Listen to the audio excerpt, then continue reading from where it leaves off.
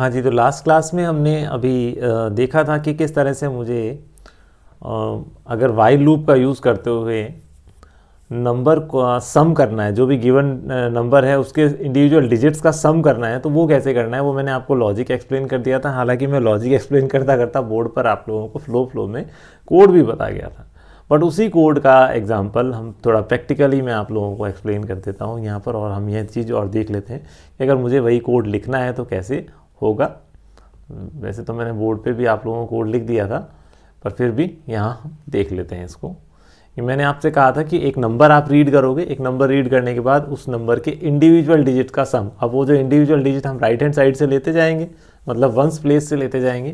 तो मैं एक वैल्यू रीड करनी है, तो रीड करने के लिए मुझे इंटीजर वैल्यू अगर रीड करनी है और उसको मैंने इनपुट लिया, रीड करना है मतलब इनपुट लेना है। इनपुट लेने के बाद मैं क्या लिख दूंगा, एंटर एनी नंबर। सिंपल सी बात है, ये नंबर रीड हो गई। कौन से वेरिएबल में नंबर रीड हो गया, एन वेरिएबल में रीड हो गया। मैंने कहा था एक वेरिएबल ले लेता हूँ एस, जिसको मैं वैल्यू असाइन कर दूंगा 0। और क्यों असाइन कर दूंगा वो भी मैंने एक्सप्लेन किया था, बिकॉज मैं एस को आगे जाकर यूज़ कर रहा हूँ, और without having value if we use a variable then Python will gives the error. ठीक है, तो कोई सी भी वेरिएबल आपको अगर यूज़ करना है तो उसको यूज़ करने से पहले कोई ना कोई वैल्यू उसमें होनी चाहिए। अगर उसमें वैल्यू नहीं है तो आपको उसको इनिशियलाइज कर दो। लूप में लिखना था वाइल एन की वैल्यू नॉट इक्वल टू 0। जब तक एन की वैल्यू 0 के इक्वल नहीं आ जाती तब तक आपको काम क्या करना था, आर एक वेरिएबल लिया मैंने रिमाइंडर, आर फॉर रिमाइंडर मान लिया, इसलिए आर वेरिएबल रख लिया।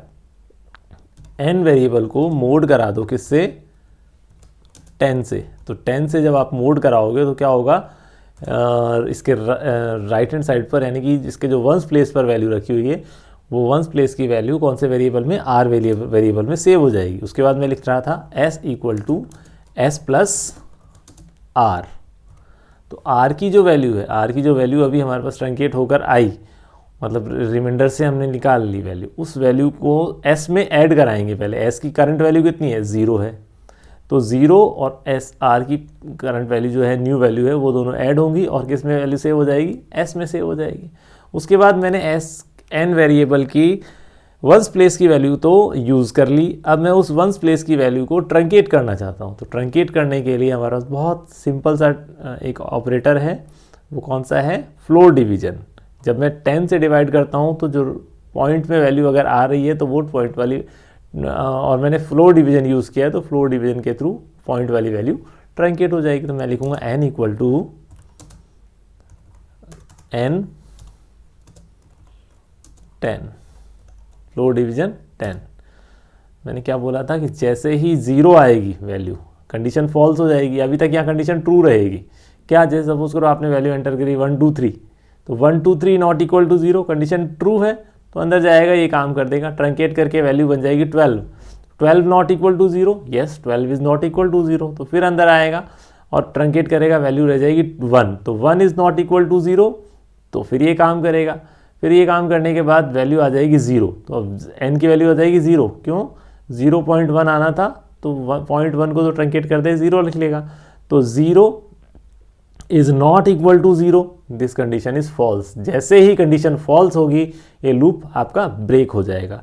अब आपका लूप जब ब्रेक हुआ तो आपको क्या करना है, उसके बाद आपको करना है प्रिंट।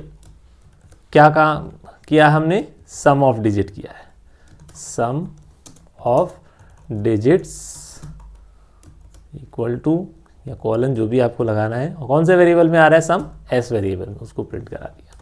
इसको सेव करवा देता हूँ। सेव करते हैं हम डेस्कटॉप पे जाके, लूप फोल्डर में कर रहे थे हम, सम ऑफ डिजिट। एक बार रन करके देखते हैं।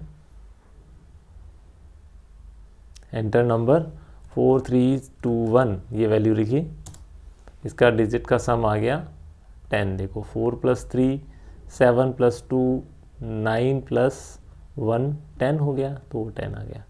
इसी तरह से एक बार और इस प्रोग्राम को अगर अपन रन करें, एक बार और टेस्ट कर लेते हैं। इस बार वैल्यू लिखते हैं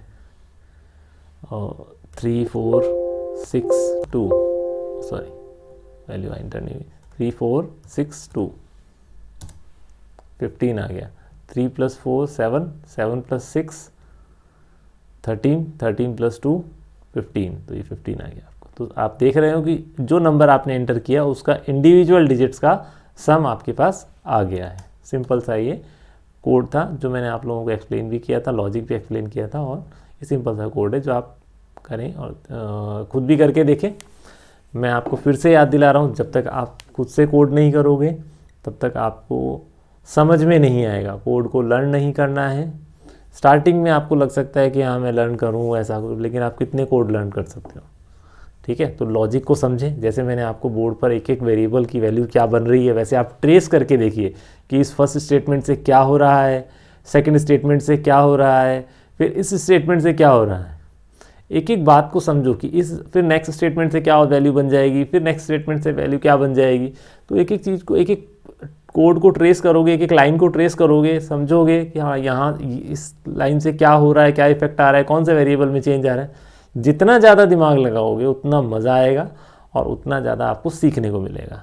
और अगर नहीं कुछ समझ में आता तो आप कमेंट कर सकते हैं, मैं आप लोगों को एक्सप्लेन करने की कोशिश करूँगा। Thank you very much. Happy coding.